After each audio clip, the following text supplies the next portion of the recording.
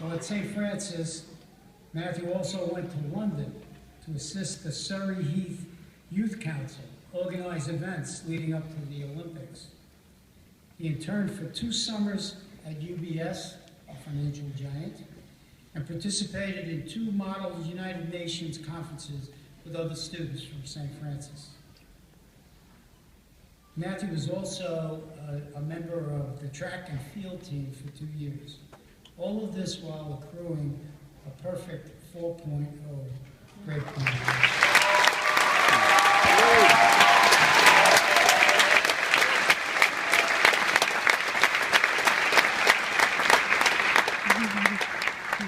Now things are really coming full circle.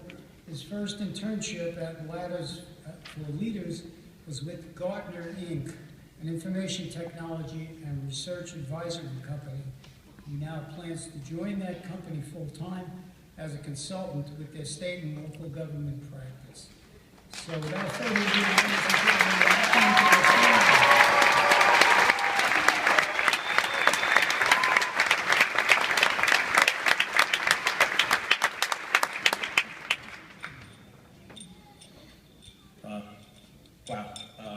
Normally, I like to exaggerate my own resume, but thank you, President Dugan, for doing that for me. Before we begin, I would just hope that we could all keep in our prayers the 275 schoolgirls in Nigeria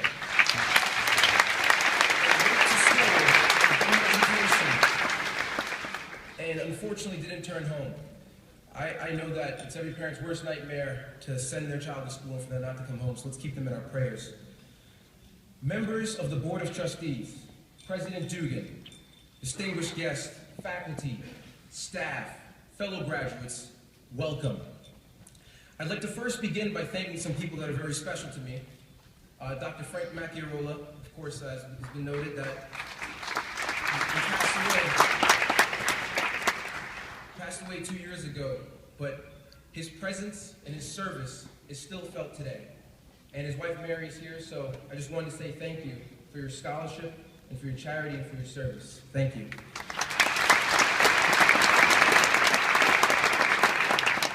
To my professors, Sister Senek, Dr. Galgan, and Dr. Sorrentino, for your lessons that have gone beyond the classroom and for your guidance, I thank you and I am grateful.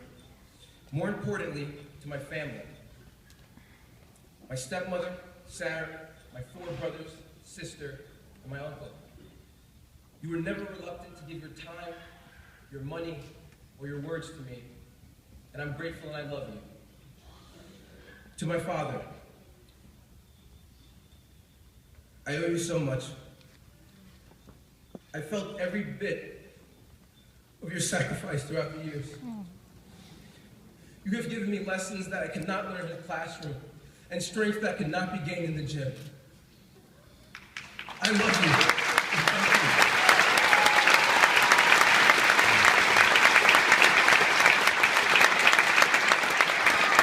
Class of 2014, let's just take a minute to be present. Recognize where you are. Look at the people around you. You are surrounded by greatness. I don't know what I'm going to miss most about this college, what we'll miss most. If it'll be the 8 a.m. philosophy classes, or the fact that those escalators never work when you needed them to.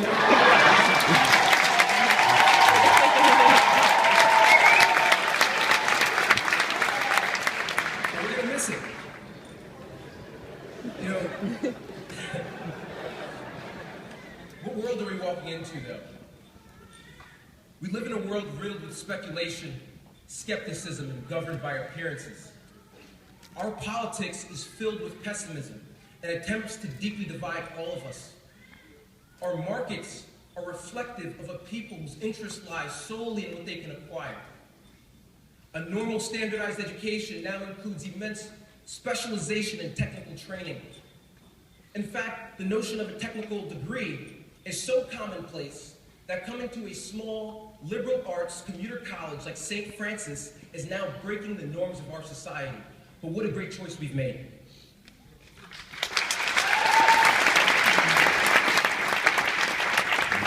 Unique to the students of St. Francis College is that we all have a story of how we ended up here. For myself, my 4 brothers and I were raised by my father. And as a child, I would use all these things, all these exogenous factors as excuses to misbehave, underperform, and be content with mediocrity. In the spring of 2010, when all of my friends were going away to university, I was here in New York. And at the time, I saw this as the biggest setback of my entire life. But what I didn't realize is that it was the biggest setup to success. You see, what I did was apply to a college that I'd never heard of in a borough that I'd never been to. Some may call that irrational, but I was guided by faith. You don't have to look too far into this audience to see other people here that followed down that same path. Students like Akeem Brooks, a native from Kingston, Jamaica, Marco Jabuski, a native from Serbia, Victor from Sweden. We are all here. When we came to St. Francis College, we were taught the lesson of the Franciscan brothers that came to Brooklyn to promote lifelong education for the underserved and instill the values of humility, community, and service to all. Those Franciscan brothers must be proud of how far we've come. But it begged the question in my mind, at least, of how could a group of men, though they were men of the cloth, be committed to a cause that was ultimately so outside of themselves? The truth is, they were motivated by purpose and by service. Dr. Martin Luther King Jr. once said, if you have nothing to die for, you have nothing to live for. Class of 2014, what is burning in your hearts? What is burning in your heart so much that you would adopt a cause that you'd be willing to die for? You see, what we're talking about is purpose. And your purpose is connected to a contribution. It's not just what teaches us, but it's what teaches others. At St. Francis, we don't just graduate with a bachelor's degree in communications or economics or political science, but rather we graduate with a mission to serve. We aren't gifted for ourselves. We're gifted for others. We see enough of the material world, the world of appearances. Those pleasures will come, but it is not the telos, it is not the end in itself. Ultimately, nobody remembers the things you've had, but they will remember the lives that you've touched. Live purposefully. In so doing, you will make manifest of the glory of God within you. All of us are in a position to do so. Theodore Roosevelt once said, do what you can, with what you have, where you are. It's possible to get started today. You can't start where you're not. You have to start where you are. How many of us in here know someone who says, next semester I'm going to get my grades up. Next month I'm going to go to the gym. I see a few guilty faces. Next month I'm going to go to the gym. If you commit yourself so much to the long term, you will miss out on all of the opportunities that exist right in front of you. Be micro-ambitious in relentless pursuit of short-term goals, and the benefits in the long term will be exponential. I know when I stopped looking a couple years down the line, I was able to see the beautiful city of New York that existed right in front of my eyes, and the gem of St. Francis in the periphery. Ladies and gentlemen, don't wait around for opportunity to present itself. Live an on-purpose life. We are autonomous individuals. We are past the point of blaming others for our transgressions. Being here today proves that we are not the product of the circumstances in our lives, but rather we are the product of our aspirations. We don't look like what we've been through. We don't look like struggle. We don't look like inequality. We don't look like hunger and poverty. We look like doctors and lawyers and entrepreneurs and engineers.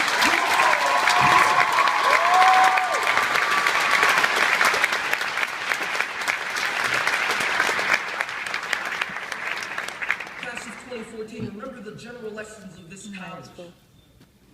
We view education not as a privilege, but as a basic human right. We aren't trying to build walls, but we're trying to build bridges. We believe diversity is the gateway to prosperity.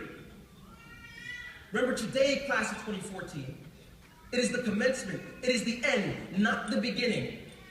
We must remain steadfast, committed, and unshakable.